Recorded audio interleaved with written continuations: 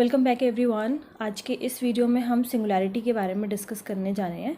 तो सिंगुलैरिटी क्या होती है वो देखेंगे, उसके बाद उसकी क्लासिफिकेशन देखेंगे एंड देन कुछ रिजल्ट डिस्कस करने वाले हैं। तो स्टार्ट करते हैं। इससे पहले भी मैं एक वीडियो अपलोड कर चुकी हूँ इस टॉपिक से रिलेटेड, तो उसमें कुछ मैंने एग्जाम्पल्स भी इंक्लूड किए थे। तो अगर आप चाहो तो वो वीडियो भी देख सकते हो, लिंक आप लोगों को डिस्क्रिप्शन में मिल जाएगा। अगर आप लोगों को कोई भी लिंक चाहिए होता है जब आप वीडियो देखते हो और पार्ट 2 नहीं मिल रहा है या पार्ट 3 नहीं मिल रहा है, तो आप एक बार डिस्क्रिप्शन ज़रूर चेक कर लिया करो या फिर कमेंट सेक्शन पे ज़रूर चेक कर लिया करो।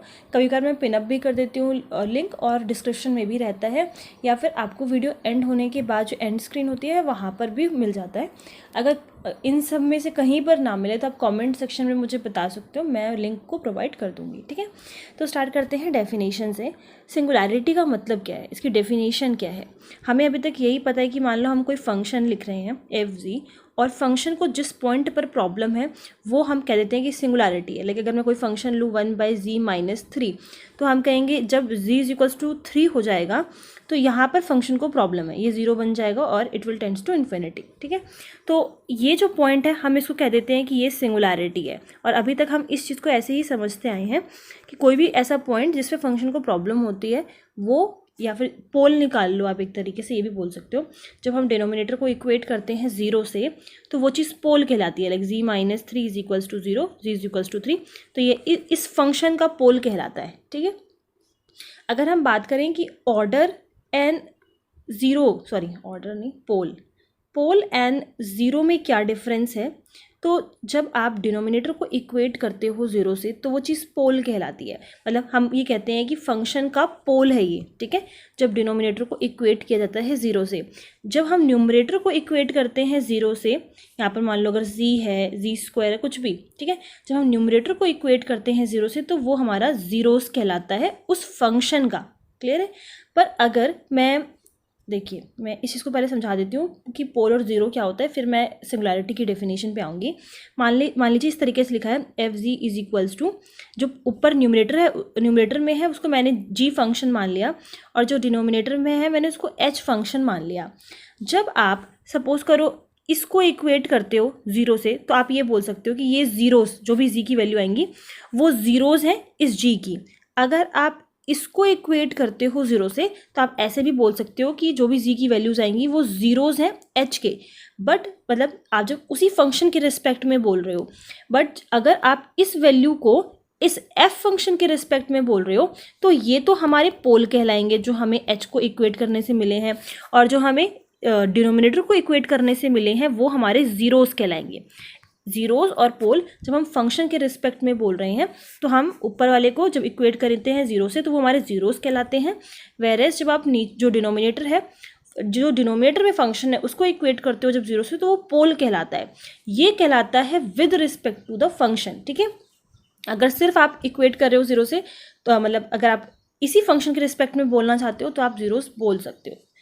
तो अभी आप इतना याद रखिए कि विद फंक्शन के रिस्पेक्ट में ही बात हो रही है, और नीचे वाले से पोल मिलेगा, ऊपर वाले से ज़ीरोज़ मिलेगा।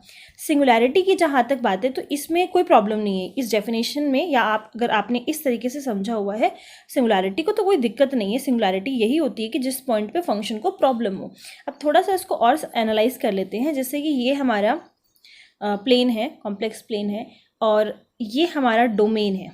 ठीक है, तो इस डोमेन में से मान लीजिए कोई भी फंक्शन f डिफाइंड है इस डोमेन पर। ठीक है, d, मैं कोई पॉइंट z0 की बात करती हूँ और मैं ये कहती हूँ, z0 नहीं तो अल्फ़ा ले लीजिए, अल्फ़ा की हम बात करते हैं और मैं ये कहती हूँ कि अल्फ़ा जो है ना वो सिंगुलैरिटी है इस फंक्शन की। ठीक है, तो कहने का मतलब ये हुआ कि हाँ अल्फ़ा पे प्रॉब्लम होगी इस फंक्शन को। तो हम कहते क्या है कि इस अल्फ़ा पे हम एक इसका नेबरहुड बनाते हैं। ठीक है, अल्फ़ा के नेबरहुड में जितने भी पॉइंट्स होंगे उन सब पर फंक्शन बट एनालिटिक होना चाहिए। अल्फ़ा पे फंक्शन एनालिटिक नहीं है कोई प्रॉब्लम नहीं है, क्योंकि हम बोल रहे हैं कि वो उसकी सिंगुलैरिटी है। अल्फ़ा पे अगर फंक्शन एनालिटिक नहीं है, अल्फ़ा की तो अभी बात ही नहीं हो रही, क्योंकि अल्फ़ा को हम तो कह रहे हैं कि वो सिंगुलैरिटी है, दैट मीन्स कि फंक्शन पे उसको प्रॉब्लम होगी। बट जो हमने नेबरहुड ड्रॉ किया है, नेबरहुड में जो पॉइंट्स हैं उस पर फंक्शन बट एनालिटिक होना चाहिए, ये ज़रूरी है। क्लियर है? मतलब अल्फा के जो नेबरहुड में पॉइंट्स होंगे उसको अगर हम फंक्शन में पुट करते हैं तो उस पे फंक्शन को कोई प्रॉब्लम नहीं होनी चाहिए, या दूसरे वर्ड्स में बोलें तो फंक्शन एनालिटिक होना चाहिए। क्लियर है? जैसे कि आप ये समझ लो कि ये रिवर है, ठीक है, ये पानी है और इसमें ये लोटस का फूल हम बना देते हैं, तो ये जो फूल है, ये जो फ्लावर है, इस पे तो फंक्शन को प्रॉब्लम है, तो ये सिंगुलैरिटी है। बट बाकी की जगह पर ये जो पानी है उस पे फंक्शन को प्रॉब्लम नहीं है, यहाँ पर फंक्शन एनालिटिक है। ये दिक्कत सिर्फ इस चीज़ से है। अगर इधर जो नेबरहुड की हम बात कर रहे हैं इस पे भी फंक्शन को प्रॉब्लम हो जाए तो उस केस में हम अल्फा को सिंगुलैरिटी नहीं कह सकते। So in order to say that alpha is a singularity, ये कंपल्सरी या मैंडेटरी कंडीशन है कि उसके नेबरहुड के पॉइंट्स एनालिटिक हों। नहीं होते अगर तो हम उसको सिंगुलैरिटी भी नहीं कह सकते। तो ये डेफिनेशन हो गई सिंगुलैरिटी की। एक तो कुछ इस तरीके से हमने सिंगुलैरिटी को समझा हुआ था कि जिससे फंक्शन को प्रॉब्लम है। सेकेंड मैंने आपको दूसरे वे से समझाया, नेबरहुड के वे से। थर्ड, ये सब सिमिलर है, इंटरकनेक्टेड डेफिनेशंस, ऐसा नहीं कि कुछ बहुत ही ईस्ट वेस्ट डेफिनेशंस चल रही हैं, सारी इंटरकनेक्टेड है। तो ये जो डेफिनेशन है ये भी बिल्कुल इससे रिलेटेड है कि एफ कोई फंक्शन है जो हमने डिफाइन किया हुआ है, defined on domain D. Then जो लिमिट पॉइंट्स होंगे, देखो पहले तो ये समझ लो रेगुलर पॉइंट्स क्या होते हैं। एक तो होता है रेगुलर पॉइंट्स, दूसरा होता है सिंगुलैरिटी। तो अभी जो मैं नेबरहुड में बात कर रही थी वो रेगुलर पॉइंट्स की बात हो रही थी। रेगुलर पॉइंट्स पे हमारा जो फंक्शन होता है वो एनालिटिक होता है, सिंगुलैरिटी पे तो प्रॉब्लम ही है। तो जिन फंक्शंस पे जिन पॉइंट्स पे फंक्शन को प्रॉब्लम नहीं होती उनको हम बोलते हैं रेगुलर पॉइंट्स। जैसे कि अभी हमने ये एग्जाम्पल ले रखा था F Z is equals to 1/z-3। तो आप देखोगे कि 3 पे प्रॉब्लम थी तो उसको सिंगुलैरिटी कहेंगे, और 3 को छोड़ के बाकी के जितने भी पॉइंट्स होंगे सारे वो रेगुलर पॉइंट्स कहलाएंगे। ठीक है, तो रेगुलर पॉइंट्स का जो लिमिट पॉइंट है, रेगुलर पॉइंट का जो लिमिट पॉइंट होता है उसी को हम बोलते हैं सिंगुलैरिटी। लिमिट पॉइंट जो होगा वो कहलाता है सिंगुलैरिटी। ये भी बिल्कुल उसी से कनेक्टेड है। अभी मैं एक्सप्लेन करती हूँ हाउ। ठीक है, तो हमने बोला कि फंक्शन डिफाइंड है डोमेन पर, और लिमिट पॉइंट जो होता है मतलब रेगुलर पॉइंट्स जो है हमारे पास, उसका जो सेट बनाओगे आप, रेगुलर पॉइंट्स का जो हम सेट बनाएंगे उसका जो लिमिट पॉइंट होगा वो हमारी सिंगुलैरिटी कहलाती है। तो नोट यहाँ पर है कि सिंगुलर पॉइंट क्या है, लिमिट पॉइंट है एक तरीके से, किसका, ऑफ डोमेन का। बट ज़रूरी नहीं है कि वो उस डोमेन के अंदर आए या फिर ना आए, क्योंकि हम लिमिट पॉइंट की डेफिनेशन जानते हैं। ज़रूरी नहीं होता कि लिमिट पॉइंट हमेशा उस सेट में बिलोंग करे। ठीक है, तो लिमिट पॉइंट ही हमारी सिंगुलैरिटी है। और यहाँ पे जो रेगुलर पॉइंट्स की बात कर रहा है, देखिए इसी चीज़ से समझ लेते हैं। मान लो ये जो मैंने अल्फ़ा बनाया है ये तो सिंगुलैरिटी है ही, ये डोमेन है हमारा, अल्फ़ा हमारी सिंगुलैरिटी है। जो मैं बाकी उसके नेबरहुड की बात कर रही हूँ तो मैंने उस पर कहा कि फंक्शन को एनालिटिक होना चाहिए। अगर फंक्शन एनालिटिक है तो क्या कह रहे हैं कि बाकी के पॉइंट्स कैसे हैं, रेगुलर पॉइंट्स हैं। ये जितने भी हैं ये सारे इसके नेबरहुड में कैसे पॉइंट्स आ रहे हैं, रेगुलर पॉइंट्स आ रहे हैं। तो ये अल्फ़ा एक तरीके से लिमिट पॉइंट ही तो हुआ। ठीक है, अल्फ़ा के जब नेबरहुड में इनफाइनाइट पॉइंट्स हैं तो alpha is acting like a limit point, और लिमिट पॉइंट ही को हम कह रहे हैं कि वो सिंगुलैरिटी है। तो ये बिल्कुल ही कनेक्टेड है। अब जैसे कि 3 को हमने सिंगुलैरिटी बोला कि 3 सिंगुलैरिटी है, तो क्या 3 के नेबरहुड में आप जो कोई भी पॉइंट्स ले लो, फंक्शन को कोई प्रॉब्लम नहीं है उस पॉइंट पर, तो वो पॉइंट कैसा कहलाएगा, वो पॉइंट रेगुलर पॉइंट कहलाएगा। और उन सारे जो भी नेबरहुड में हमने पॉइंट्स लिए हैं जो कि अब रेगुलर पॉइंट्स कहला रहे हैं, उनका लिमिट पॉइंट 3 है। 3 इज़ अ सिंगुलैरिटी। ठीक है, तो ये इस तरीके से हम डिफाइन कर सकते हैं सिंगुलैरिटी को। आप ये भी बोल दोगे तो भी करेक्ट है कि रेगुलर पॉइंट्स का जो सेट है उसका जो लिमिट पॉइंट होगा वो क्या कहलाएगा, सिंगुलर पॉइंट्स कहलाएंगे। ठीक है, तो मान लो कि R जो है ना वो हमने सेट डिफाइन किया है, सेट ऑफ रेगुलर पॉइंट्स, और मान लीजिए R डैश जो है वो हमने डिफाइन किया है सेट ऑफ लिमिट पॉइंट्स। किसके लिमिट पॉइंट्स होंगे, इसी R के लिमिट पॉइंट्स होंगे।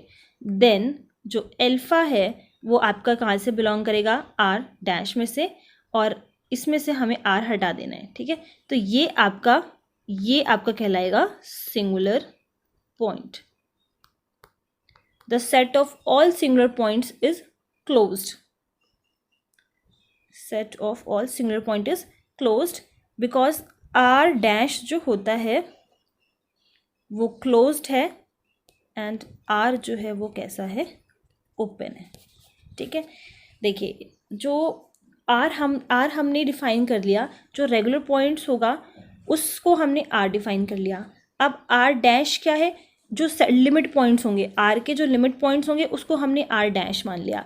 तो जो सिंगुलर पॉइंट है वो आपको कहाँ से बिलोंग करेगा, आर डैश से बिलोंग करेगा। मैंने अभी बोला लिमिट पॉइंट्स हैं, बस उसमें आर नहीं होना चाहिए क्योंकि हम रेगुलर पॉइंट्स को तो हमें हटाना है। रेगुलर पॉइंट्स पे तो फंक्शन को कोई प्रॉब्लम ही नहीं है ना, तो हम उसको सिंगुलर पॉइंट तो कह नहीं सकते। तो हमारा एल्फा आर डैश से बिलोंग करेगा जिसमें आर नहीं रहेगा। आर को तो बस हमने डिफाइन करा है, जो इसके लिमिट पॉइंट होंगे वो हमने आर डैश में डाल दिए, ठीक है।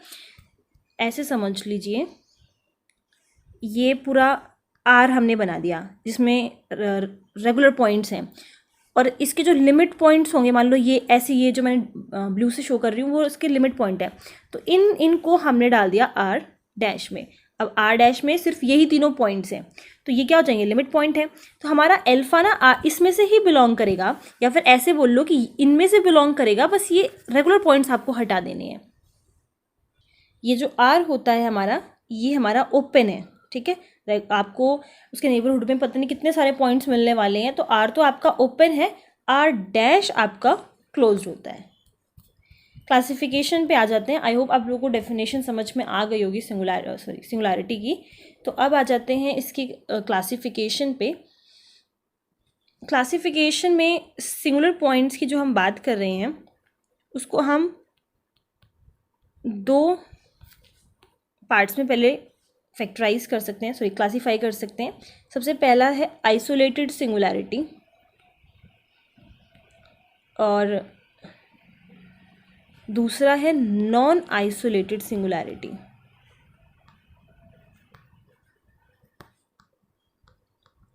आइसोलेटेड सिंगुलैरिटी में आगे ये फर्दर क्लासीफाई हो रहा है। सबसे पहला है उसमें से removable, second one is pole, third one is essential, ठीक है। तो इनको वन बाय वन समझते हैं। स्टार्ट करते हैं आइसोलेटेड सिंगुलैरिटी से। So as the name suggest, isolated मतलब ये होता है कि कोई भी सिंगुलैरिटी अगर हमें मिल रही है तो उसके आसपास कोई भी सिंगुलैरिटी और दूसरी ना हो, ठीक है। तो उसको हम बोलेंगे आइसोलेटेड, ठीक है। अकेला जो सिंगुलैरिटी आपको मिले, जैसे कि अगर हम इनको समझते हैं तो आपको अच्छे से समझ में आएगा। जैसे रिमूवेबल की बात करते हैं, जब हम ये कहते हैं कि कोई सी फंक्शन के पास रिमूवेबल सिंगुलैरिटी है, तो एक तरीके से ये ऐसी सिंगुलैरिटी है जिसको रिमूव किया जा सके। रिमूवेबल सिंगुलैरिटी, नाम से ही पता लग रहा है कि एक ऐसी सिंगुलैरिटी जिसको हम रिमूव कर सकते हैं, ठीक है। उसके बाद है पोल और एसेंशियल सिंगुलैरिटी। देखो दो तरीके हैं ये पता करने के कि सिंगुलैरिटी कौन सी है। तो पहला तरीका तो हमारा है एक्सपेंशन पे बेस्ड, दूसरा मैं आपको एक एक करके बताती हूँ। देखो पहला फर्स्ट मेथड है निकालने का, जी नोड। हम कह रहे हैं कि इस पे फंक्शन को प्रॉब्लम है, ये हमारे पास सिंगुलैरिटी है, जी नोड कोई सिंगुलैरिटी है, बट हमें ये नहीं पता कि कौन सी सिंगुलैरिटी है, रिमूवेबल है, पोल है, एसेंशियल है, ये चीज़ हमें नहीं पता। तो हम क्या कर सकते हैं, किसी फंक्शन एफ जी की बात हो रही है, तो हम क्या कर सकते हैं कि एफ जी में limit Z tends to Z naught करवाएंगे। मतलब जो सिंगुलैरिटी आपको पता करनी है कि कौन सी है, उसी के टुवर्ड्स हम टेंड कराते हैं। तो लिमिट पुट करते हैं, limit Z tends to Z naught function में। तो आपके पास तीन मतलब पॉसिबिलिटीज़ हो सकती हैं। एक पॉसिबिलिटी ये होगी कि आपको लिमिट टेंड कराने पे कोई फाइनाइट आंसर मिल जाए, दूसरी ये हो सकती है कि आपको इन्फिनिटी आंसर मिल जाए, तीसरा ये पॉसिबिलिटी हो सकती है कि लिमिट एग्जिस्ट ही ना करे, लिमिट डज नॉट एग्जिस्ट। तो इन तीनों पे बेस्ड हमारे पास फिर सिंगुलैरिटी हमें पता चल जाती है। पहले में तो आ जाती है क्योंकि अगर फाइनाइट है तो वो रिमूवेबल सिंगुलैरिटी हमें देगा, अगर इन्फिनिटी है तो इट विल बी पोल, ठीक है, पोल सिंगुलैरिटी होगी, और अगर लिमिट एग्जिस्ट ही नहीं कर रही तो वो हमारे पास एसेंशियल सिंगुलैरिटी कहलाती है, ठीक है। ये काफ़ी इजी है, बहुत ही कम टाइम में हमें ये पता चल जाता है कि सिंगुलैरिटी कौन सी है। अगर आपको इस वे से फाइंड नहीं करना सिंगुलैरिटी, दूसरा तरीका क्या है, एक्सपेंशन का तरीका। Second is expansion. उसको, उस फंक्शन को हम क्या कर देंगे, एक्सपेंड कर देंगे। जैसे कि e to the power z है तो इसका एक्सपेंशन हमने इस्तेमाल कर लिया, log है तो उसका एक्सपेंशन हमने इस्तेमाल कर लिया। एक्सपेंशन हमें कैसे हेल्प करता है, जब आप फंक्शन को एक्सपेंड करोगे तो फंक्शन जो है दो पार्ट्स में बनता है। पहला पार्ट होता है उसका रेगुलर पार्ट, ठीक है, और सेकंड होता है प्रिंसिपल पार्ट। प्रिंसिपल पार्ट में क्या होता है कि ये जो है नेगेटिव टर्म्स होती हैं, नेगेटिव टर्म्स को ही हम प्रिंसिपल पार्ट कहते हैं, और ये पॉजिटिव टर्म्स होती हैं। जैसे कि पॉजिटिव टर्म्स में आपको ऐसे दिखाई पड़ेगा जी नॉड, ठीक है, इसका स्क्वायर हो गया, प्लस जी माइनस जी नॉड हो गया, स्क्वायर नहीं ऐसे कर लो, एक्सपेंशन ऐसे चलेगा, फिर क्यूब हो गया, फिर टू दी पावर 4 हो गया, और आप इस तरफ और मूव कर रहे हो तो जी माइनस जी नॉट आ रहा है, फिर प्लस 1 माइनस जी नॉट का होल स्क्वायर आ रहा है। तो जो ये नीचे की तरफ टर्म्स जा रही हैं ये तो आपकी प्रिंसिपल पार्ट कहलाएगी, नेगेटिव पार्ट ऑफ एक्सपेंशन। ये सारे ऊपर के साइड है, ये आपका रेगुलर पार्ट कहलाएगा, ठीक है। तो सिंगुलैरिटी हमें पता चलती है इस प्रिंसिपल पार्ट से।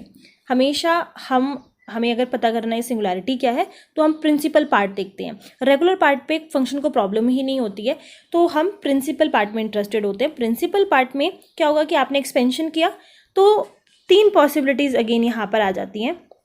हो सकता है कि जो आपको नेगेटिव पार्ट मिल रहा है वो फाइनाइट हो। फाइनाइट से बोलने का मतलब ये है कि जो ये 1 माइनस जी नॉट है, 1-2 टर्म्स आपको मिल गई, 3-4 टर्म्स मिल गई, मतलब जो भी है फाइनाइट टर्म्स कुछ मिल रही हैं। तो इसमें जैसे कि z माइनस जी नॉट है तो यहाँ पर इसी का स्क्वायर आपको मिल गया, इसी का क्यूब आपको मिल गया, कुछ इस तरीके से अगर आपको फाइनाइट टर्म मिल रही हैं, ये एक पॉसिबिलिटी हो सकती है। दूसरी पॉसिबिलिटी हो सकती है कि इनफाइनाइट टर्म्स मिल रही हों, और तीसरी पॉसिबिलिटी हो सकती है, मैं इसको इधर लिख देती हूँ, तीसरी पॉसिबिलिटी हो सकती है कि कोई नेगेटिव टर्म ही नहीं मिल रही, नो नेगेटिव पार्ट, ठीक है। तो ये तीनों पॉसिबिलिटीज, नो नेगेटिव पार्ट। जब आपको नेगेटिव पार्ट नहीं मिल रहा उस केस में तो वो सिंगुलैरिटी हो जाती है रिमूवेबल। जब आपको फाइनाइट कुछ पार्ट्स मिल रहे हैं उस केस में तो हो जाता है पोल, एंड इनफाइनाइट नेगेटिव पार्ट अगर मिल रहा है तो उस केस में हो जाता है एसेंशियल। तो ये 2 तरीके हैं ये फाइंड करने के कि सिंगुलैरिटी कौन सी है, और दोनों ही हेल्पफुल है, मतलब आप किसी भी तरीके से निकाल सकते हो। जैसे कि अभी हमने बात की थी कॉम्प्लेक्स प्लेन की, कोई डोमेन हमारे पास यहाँ पर डी है और इस पे हमने कोई फंक्शन f डिफ़ाइन किया हुआ है और हम बात कर रहे थे सिंगुलैरिटी की। तो हमने कहा कि z नॉट जो है वो सिंगुलैरिटी है और हम उसके नेबरहुड की बात कर रहे थे। हमने ये बोला था स्टार्टिंग में कि अगर इसके नेबरहुड के जो पॉइंट्स हैं उस पर फंक्शन कैसा हो जाए, एनालिटिक रहे, ठीक है। जी नॉट पे तो खैर सिंगुलैरिटी मिल ही रही थी, या एनालिटिक या फिर वो हमारे रेगुलर पॉइंट्स हों तो वो सिंगुलैरिटी, जी नॉट जो है वो सिंगुलैरिटी कहलाएगी, ठीक है।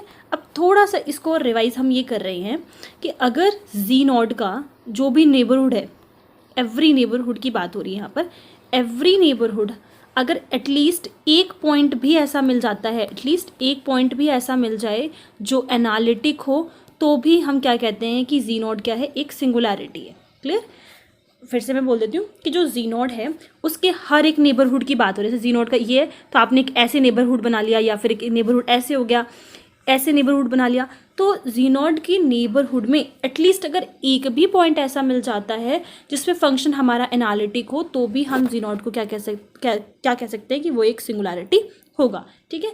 तो अब हम जो आइसोलेटेड और नॉन आइसोलेटेड बोल रहे थे, तो यहाँ पर देखो चांसेस क्या है, ये मैंने नेबरहुड बना लिया इसका, अगर इसके नेबरहुड में ये जो जी नॉट है, अगर ये खुद अकेला यही बस एक सिंगुलैरिटी है और आपको कोई सिंगुलैरिटी नहीं मिलती इसके नेबरहुड में, तब तो हम इसे कहेंगे कि ये आइसोलेटेड सिंगुलैरिटी है। As the name suggest, isolated singularity का मतलब ये होता है कि वो अकेली सिंगुलैरिटी हो, उसके आसपास कोई और सिंगुलैरिटी ना हो। ऑन द अदर हैंड अगर उसके नेबरहुड में जी नॉट को छोड़कर और कोई सिंगुलैरिटी मिलती है तो ये सिंगुलैरिटी एन नॉट को हम बोलेंगे कि ये नॉन आइसोलेटेड सिंगुलैरिटी है, मतलब अकेली सिंगुलैरिटी नहीं है, इसके साथ और भी सिंगुलैरिटी हमें मिल रही है, ठीक है। तो इसके नेबरहुड में अगर आपको कोई और सिंगुलैरिटी भी मिल जाए तो उस केस में ये नॉन आइसोलेटेड कहलाता है।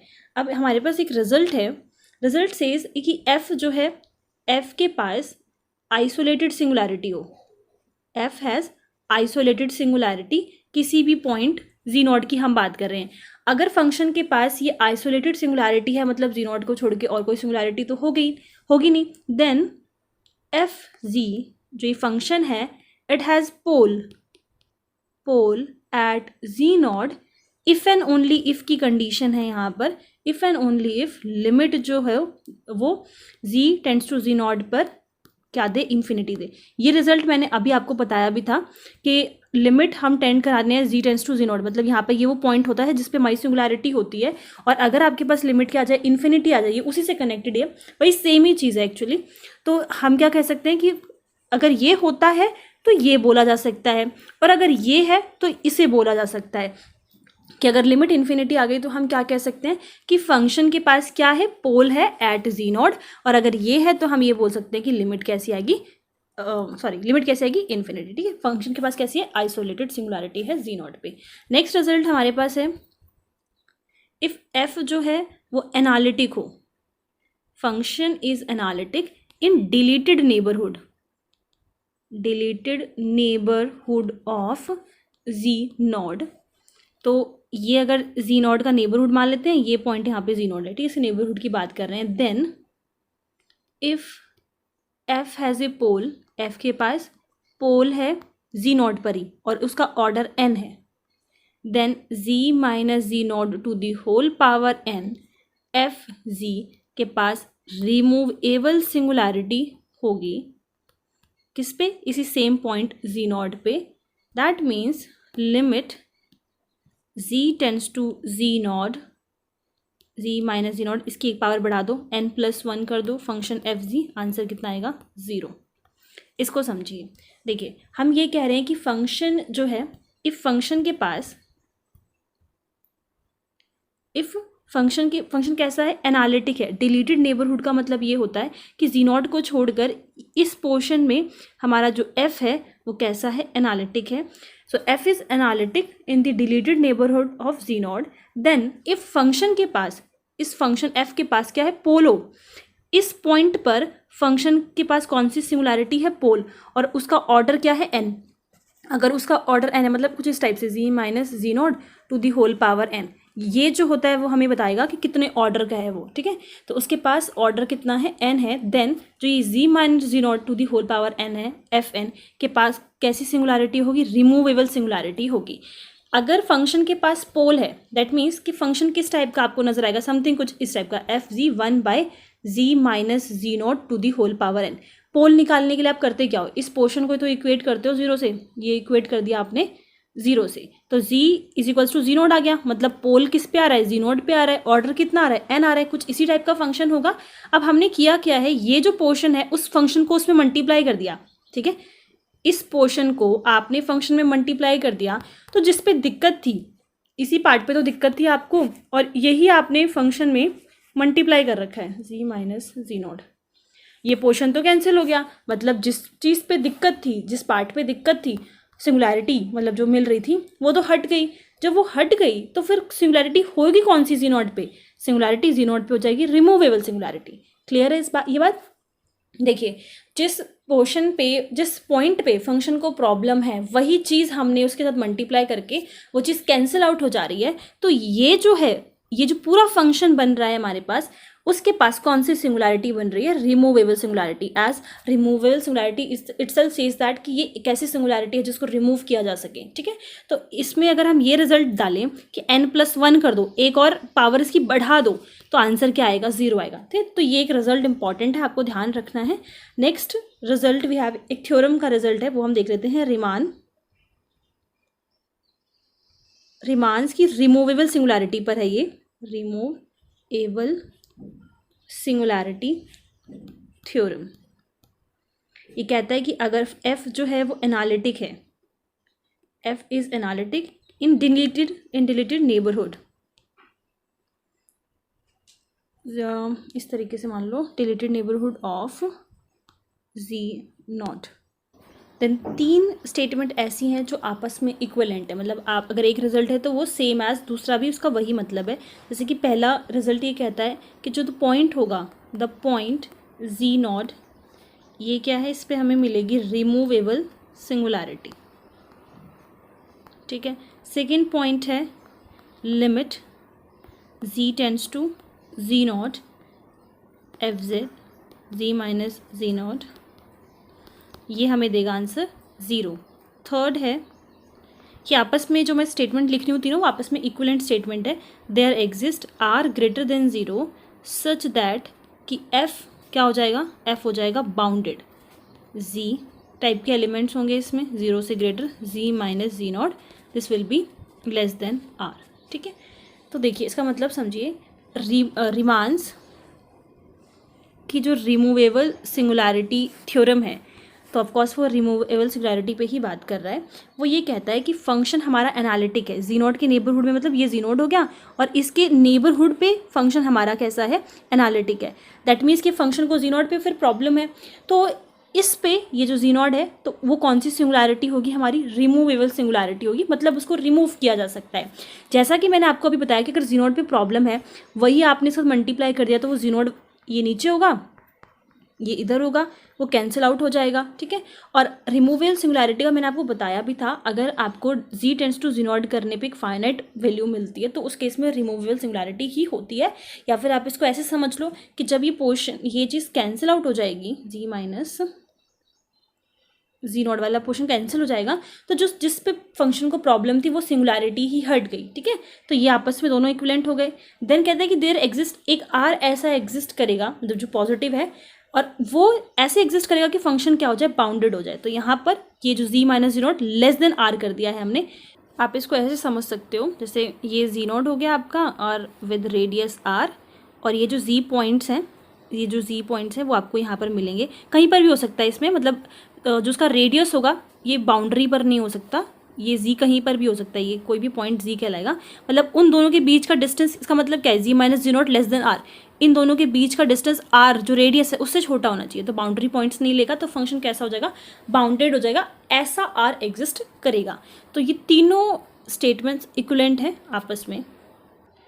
सो इस वीडियो में बस इतना ही, और अगर आपको कोई भी कन्फ्यूजन है इस टॉपिक में तो आप लोग मुझे बता सकते हो, और इस टॉपिक को हम आगे और फर्दर कंटिन्यू भी करेंगे। मतलब मैं ट्राई करूँगी कुछ एग्जांपल्स के थ्रू आप लोगों को उस चीज़ को क्लियर करूँ।